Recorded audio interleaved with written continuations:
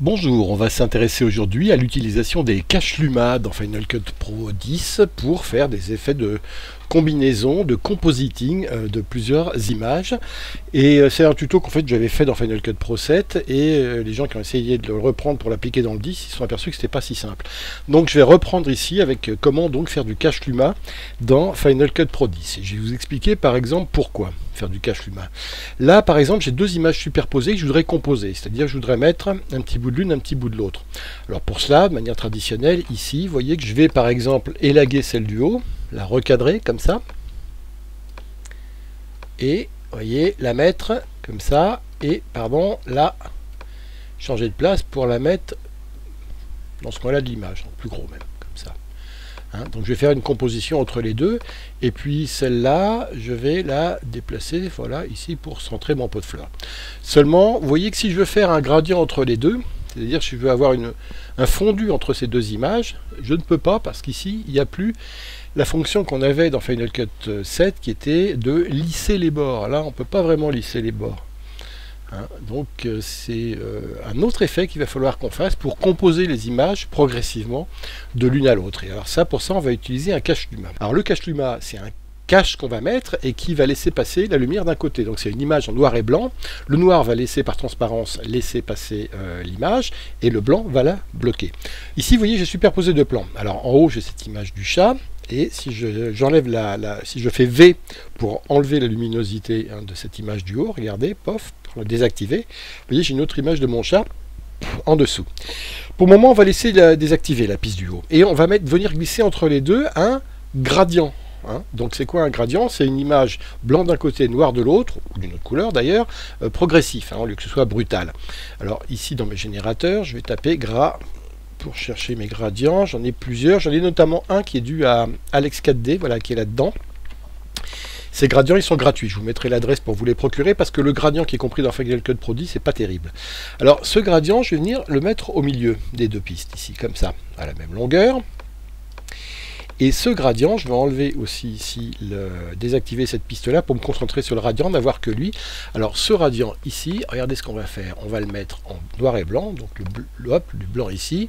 Deux couleurs, c'est pas la peine, je suis en une couleur, donc ici. Et puis pour le moment, la luminosité, on s'en occupe pas. Simplement, ce qu'on va faire, c'est qu'on va le mettre en vertical, donc on va le tourner ici. Donc, je fais une rotation à 90 degrés et on va le grandir. On va le grandir énormément et on va ici venir, voilà, ici comme ça, le remettre à peu près au milieu à 400 comme ça. Voilà, on a repositionné notre gradient de manière à ce qu'il soit noir à droite et blanc à gauche. Et maintenant, on va le mettre, ce gradient, on va ici changer son mode de compositing. On va passer de normal à stencil Luma pour qu'il devienne un cache Luma. C'est-à-dire qu'il laisse passer la lumière d'un côté et pas de l'autre.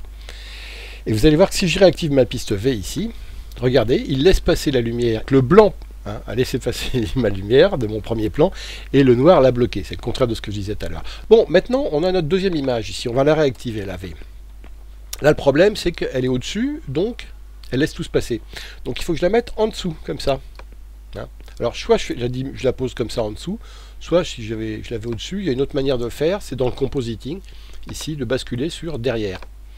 Et hop, cette fois-ci, elle est derrière. Et vous voyez que ce coup-ci, il y a une transparence entre les deux. Alors cette transparence, elle n'est pas terrible pour le moment, mais je vais la régler. Comment? Eh bien, on revient sur notre, ici, opacité.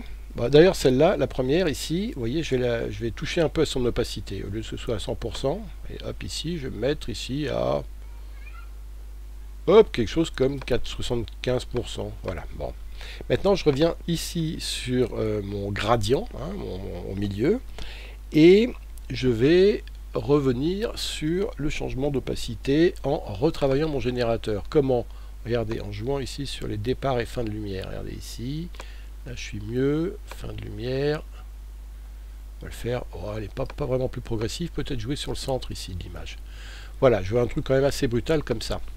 Vidéo, ici je veux aussi peut-être le pencher un petit peu, mon cache Luma, comme ça. Et le grossir encore un petit peu en taille. Je vais encore revenir sur le gradient ici pour jouer encore une fois sur le passage de l'un à l'autre. Et maintenant mes images, notamment celle-ci, là, celle du haut qui est de là, je vais la décaler un peu à la gauche en la grossissant. Non, c'est même pas la peine puisqu'on a un fondu. Donc voilà, je vais mettre le chat sur la droite de l'image, pardon, pas la gauche. Et l'autre en dessous, ici, elle, on va plutôt la décaler vers la gauche en l'agrandissant un petit peu. Voilà, ici. Comme ça. Voilà, donc vous voyez comment j'ai fondu mon image avec un gradient au milieu, c'est-à-dire que j'ai mis en stencil Luma pour qu'il laisse passer la lumière d'un côté, du côté blanc, et pas de l'autre côté. Maintenant, on va utiliser le même principe, mais cette fois-ci avec la même image. Vous voyez, j'ai ce plan de ce chat toujours, je vais le tripler. Alors je le prends et je fais Alt et je soulève pour le copier une fois, et je vais le copier 2 fois. Comme ça, j'ai 3 fois la même image ici de chat. Je vais m'intéresser d'abord à celle du milieu. Donc les deux en haut et en bas, je les enlève. Je fais V pour les désactiver. Celle du milieu, je vais lui appliquer un filtre de luminance pour créer un masque, en fait, noir et blanc du chat. Donc je vais ici dans Incrustation, et je vais prendre l'incrustateur de luminance ici, parce qu'il est quand même assez blanc, et je vais sélectionner le chat, comme ça. Essayer d'appliquer globalement assez rapidement un fil de luminance de manière à avoir, voilà, ici comme ça, un chat. Et je vais mettre sur masque ici au milieu, pour être vraiment en noir et blanc, noir et blanc. Donc bon, on va essayer de l'affiner un peu, mais je n'arriverai pas à quelque chose de formidable. On va essayer quand même de faire ça au mieux possible. Voilà, comme ça c'est pas mal. Distance avec les bords, bof. Niveau, hop. Adoucir un peu quand même sur les bords, voilà, comme ça. Bon, on garde ça comme ça, simplement on l'inverse, c'est-à-dire que, hop, regardez, on va faire ça avec le chat au noir. Et on va s'en servir de stencil alpha de ça. Donc on fait stencil Luma, pardon, stencil Luma. Je réactive ma piste du bas, V. Maintenant je vais remettre la piste du haut, V, je l'active. Donc là j'ai tout pour le moment, mais cette piste du haut, en fait je vais pas remettre en normal, je vais mettre en ajouté. Et maintenant, sur ma piste du bas, je vais mettre des effets. Par exemple, je vais commencer par mettre un flou. Là, je peux m'amuser. En fait, on peut faire plein de choses avec ça. Par exemple, avec le flou ici, voilà. Je joue sur la monte de flou et je peux m'amuser à avoir un effet comme ça. Bon, je reviens sur mon filtre parce que là, il est peut-être un peu fort, notamment au niveau du visage ici, pour que ce soit bien. Alors, si je reviens sur mon masque ici, ouais, être un peu moins brusque. Regardez ici. Voilà, c'est le remplir les espaces surtout qui me... Je peux aussi mettre autre chose comme filtre. Je peux par exemple aller dans mes filtres de lumière ici et mettre... Non, c'est pas ceux-là que je cherchais. C'était... styliser, mettre un effet d'écoutille. Regardez en bas. Je l'ai fait écoutille sur tout le monde, sauf... sur mon chat. Alors je peux le régler également l'écoutille ici, pas obligé de la mettre à fond, mais on peut en mettre un petit bout. Vous voyez, on a un effet ici qui joue sur tout le cadre, sauf le chat, et donc ça peut faire des effets pas mal. Et le chat il reste à peu près, bon alors, vous voyez, l'effet écoutille on le voit dans les yeux aussi, mais pas sur la pelure du chat. Donc vous voyez, ça donne des effets qu'on peut s'amuser à travailler comme un filtre. Sketch Luma, c'est jouer avec une image en noir et blanc qui va servir de masque entre deux plans.